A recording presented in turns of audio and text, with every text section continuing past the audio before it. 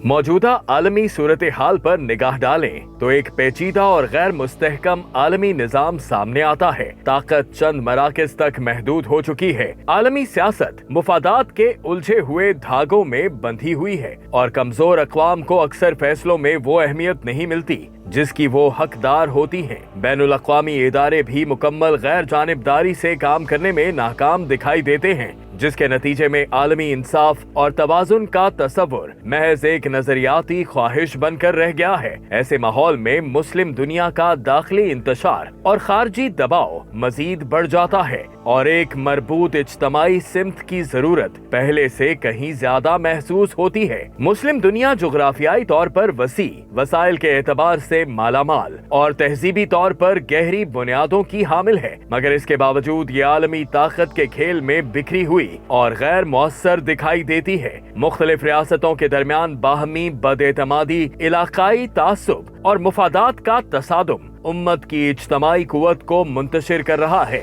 नतीजतन आलमी सतह पर मुसलमानों के मसाइल अक्सर फैसला साजी के अमल में वो वजन नहीं रखते जो उनकी आबादी और माशरती असरात के मुताबिक होना चाहिए। इसके साथ साथ फिक्री सतह पर भी मुस्लिम मुआशरों को एक ऐसे खला का सामना है जो सियासी और समाजी उलझनों को मजीद बढ़ा देता है। क़यादत के बहरान, हिकमत अमली की कमी और आलमी निजाम को समझने के लिए मतवाज़िन फिक्री ढांचे की अदम मौजूदगी ने मुस्लिम ममालिक को रद्द अमल की सियासत तक महदूद कर दिया है। इस रद्द अमल की फिजा में न तवीलुल मुद्दत मंसूबाबंदी बिनप पाती है और न ही इज्तमाई तरजीहात वाज़े हो पाती हैं। ऐसे हालात में एक अहम सवाल उभरता है कि निज़ाम खिलाफत क्यों जरूरी है। ये किसी जज्बाती नारे का इजहार नहीं बल्कि उम्मत मुस्लिमा की उस जरूरत की निशानदही है कि वो एक जामे नज़्म, इज्तमाई वहदत और इखलाकी क़यादत की तलाश में है जो इसे मुंतशिर मुफादात से निकाल कर मुश्तरका सिमत की तरफ ले जाए। निज़ाम खिलाफत का तसव्वुर दरअसल अदल, मुशावरत, इल्म,